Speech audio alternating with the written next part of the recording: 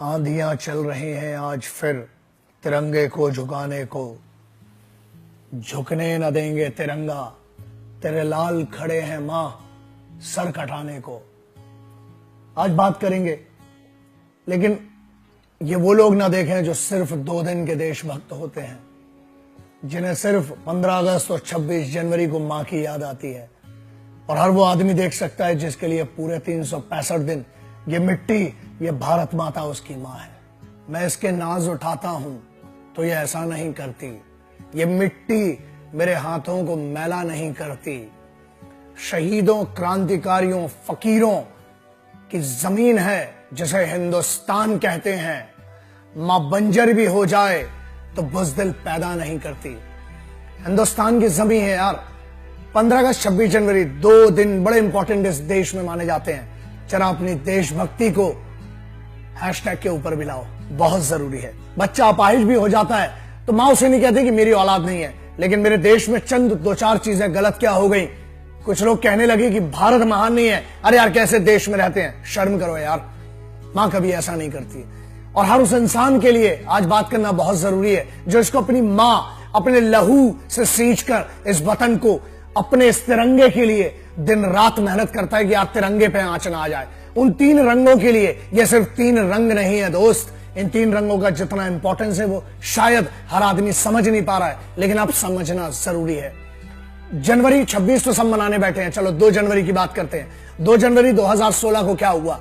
पठानकोट पर हमला, भूल गए? इस साल किसी ने नहीं मनाया। पिछले साल बहुत बड़े मुद्दे हुए। उसके बाद क्या हुआ? सितंबर में 18 सितंबर को जब उरी में हमला हुआ, तब क्या हुआ? 4 दिन की देशभक्ति जागी, उसके बाद फिर अपने काम में सब लग गए। काम करो, कोई बड़ी बात नहीं है, कोई बुरी बात नहीं है, सबको काम करना चाहिए। लेकिन क्या हुआ उसके बाद? फिर 29 नवंबर नगरोटा पे हमला हुआ, 4 दिन टें बजा न्यूज चैनल्स पे, उसके बाद सब भूल गए। कोई गया उन शहीदों के घर पे? आपको पता है पिछले 7 सालों में इस साल 86 शहीद हुए हैं। भारत की सशस्त्र सेनाओं के, इंडियन आर्म्ड फोर्सेस से 86 लोग शहीद हुए हैं। उनके परिवारों का क्या? सिर्फ पिछले 2016 की बात कर रहा हूं। 2017 फिर हम मनाने बैठ गए।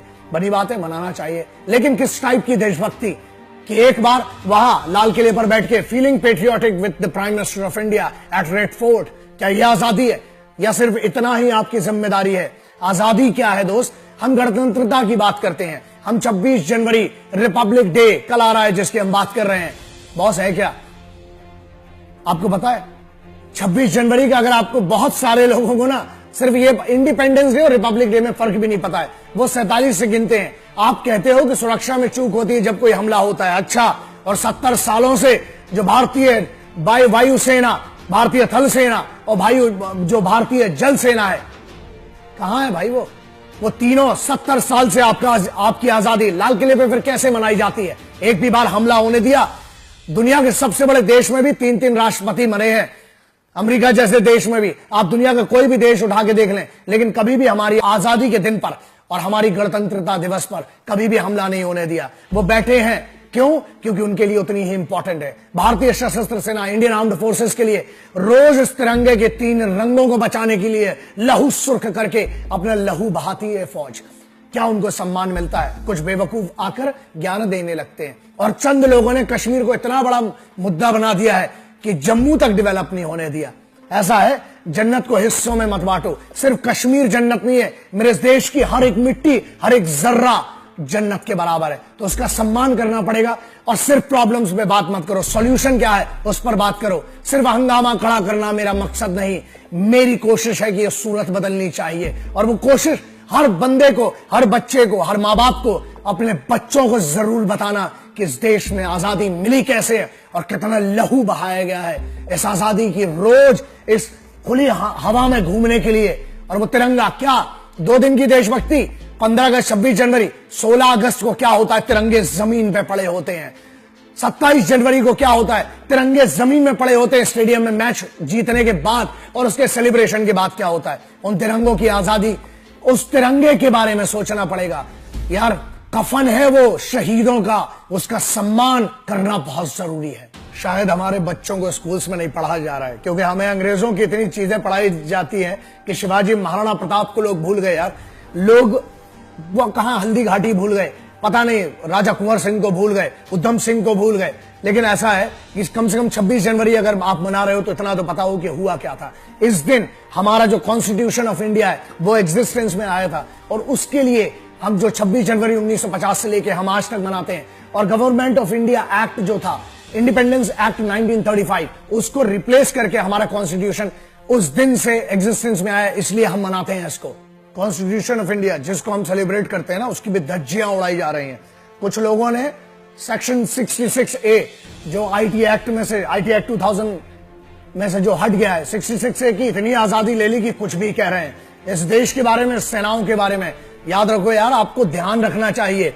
आप जिनके बारे में बात कर रहे हैं ना, उन्हें नहीं पता वो बच्चा तिरंगा लेके एक फौजी का बैठा हुआ है कि यार मेरा बाप इस बार में मिल पाऊंगा कि नहीं मिल पाऊंगा। उसके लिए 26 जनवरी 15 अगस्त सबसे खतरनाक होते हैं, क्योंकि हमेशा इन 2 दिनों के आसपास हम हाई अलर्ट में होते हैं। क्या होता है, हमारे देश में इतना त्योहार मनाए जाते हैं, मनाना भी चाहिए, अच्छी भी बात है, बट यूथ ये क्यों भूल जाता है दोस्त कि कुछ दिनों, हमें तो पता नहीं हमारे देश में किन किन लोगों के जीने और मरने की छुट्टियां दे दी गई यार। परमवीर चक्र दिवस क्यों नहीं मनाया जाता, नगरोटा की शहादत का दिवस, या जो पठानकोट पे वो 26/11 सिर्फ 4 दिन की डीपी बदलती है और खत्म हो जाता है। फेसबुक और व्हाट्सएप के वीर, याद रखिए यार, इनसे बाहर आइए। आप आजादी क्या है, सिर्फ एक काम कर लेना मेरा देश, तो आजादी महसूस होने लगे। यहां पर 200 से 300 रुपए, जो पाकिस्तान की बॉर्डर से लगे हुए गांव है ना, वहां पर दिन की आमदनी 200 रुपए है, और वहां पर खाने वाले घर में 10 से 20 लोग हैं। आप सोचिए उनके लिए क्या होता होगा। वहां जो सिपाही बैठा ना, भूखा मर रहा है। ठीक है, सरकार सब कुछ कर रही है, सरकार को ब्लेम करना बहुत सरल है और मीडिया को भी ब्लेम करना, लेकिन यार ये भी तो सोचे हम और आप क्या कर रहे हैं। सिर्फ 4 दिन की डीपी, 4 दिन की व्हाट्सएप या उसकी प्रोफाइल करिए, बहुत इंपॉर्टेंट है, उसकी मैं इज्जत करता हूं, मैं यूथ की इज्जत करता हूं, मैं उनका फैन हूं, हमेशा कहता हूं। लेकिन आपसे एक आशा कर बैठा हूं, और वो आशा ये है कि आप ही इस देश को बदलेंगे। और इस देश को बदलने के लिए इंपॉर्टेंट 3 चीजें याद रखो। पहला, महिलाओं की और बूढ़ों की और मां बाप की इज्जत करो यार, क्योंकि उनने जो देख के आपको पाला है ना, बहुत शहीद आजम की बुलाइन है कि हम भी आराम उठा सकते थे घर पर रहकर, हमें भी पाला था माँ बाप ने दुख सह सहकर, अरसे रुखसत उन्हें इतना भी ना आई कहकर, गोद में आंसू जो टपके कभी रुख से बहकर, तिफल बच्चा, तिफल उसको ही समझ लेना जी बहलाने को, हमने जब वादी कुर्बत में कदम रखा था, दूर तक अहले वतन आई थी समझाने को, क्या मेरा रंग दे, मेरा रंग दे, मेरा रंग दे बसंती चोला। हम देश की बात करते हैं, हम सेलिब्रेशन की बात करते हैं। 2 जनवरी वो भूल गए हम, 3 जनवरी सावित्रीबाई फुले उनका बर्थडे हम भूल गए, 12 जनवरी स्वामी विवेकानंद का युवा दिवस जो मनता है वो भूल गए लोग।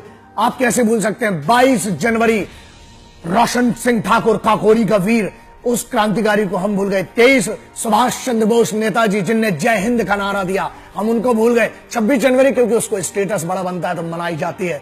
थोड़ा सा कोशिश करो कि इस देश में आप अपने बच्चों को कम से कम यह तो बताएं कि जो आजाद हवा में घूम रहे हैं इसका कर्ज है और इसकी कीमत चुकाना पड़ रही है। हर सिपाही, चाहे वो पुलिस का एक कांस्टेबल हो, चाहे बहुत बड़ा अधिकारी हो, चाहे सेना का एक छोटा सा सिपाही हो, चाहे आर्म्ड फोर्सेस के चीफ्स हो, हर आदमी को अपने घर की आजादी को दांव पर लगाकर और अपने संविधान कॉन्स्टिट्यूशन को, अपने राइट्स जो उनके आर्टिकल्स हैं उसको, संविधान को, उसको दांव पर लगाकर आपकी सुरक्षा के लिए सुरक्षा कर रहे हैं। Please please please respect the Indian armed forces. बहुत सारे लोगों ने मुझसे कहा कि सर आर्मी रूल लग जाना चाहिए, देश में अच्छा हो जाएगा। मैं कौन हूं यार ये डिसाइड करने का, आप डिसाइड करने वाले हैं, आप एक सरकार चुनते हैं। ध्यान रखो, कोशिश करना कि कभी ऐसा ना हो, क्योंकि एक्सेस अगर पावर होता है, आप जो बात कर रहे हो, मालूम है क्या होगा अगर आर्मी रूल आ गया, अगर लिखा है ना यहां पेशाब करना मना है और करी किसी ने गलती से, तो गलत जगह गोली पड़ेगी, ना बैठ पाओगे ना चल पाओगे।